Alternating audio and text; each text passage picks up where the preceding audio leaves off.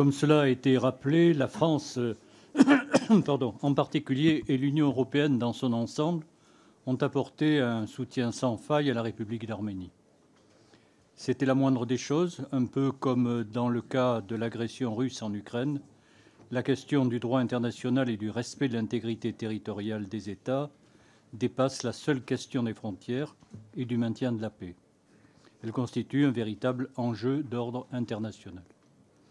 Soit ces conflits trouvent une issue négociée, respectueuse de l'ordre juridique, soit ces États belliqueux et impérialistes l'emportent et entraîneront avec eux de nombreux pays dans l'illusion d'une nouvelle donne internationale faite de force, de violence et d'instabilité. Ce serait la fin du multilatéralisme et du respect des droits. Pour ces raisons, le groupe des députés socialistes et apparentés soutiendra cette proposition de résolution européenne.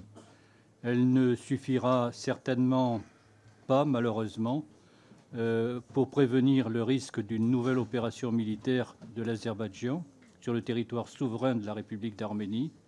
Qui plus est, la Russie, jusqu'alors alliée de son ancienne République socialiste, n'apprécie pas, c'est un doux euphémisme, le rapprochement opéré par le Premier ministre Pachinian avec les États occidentaux en général et européens en particulier, et pourrait brouiller encore davantage la situation déjà complexe avec les arrière-pensées turques ou iraniennes.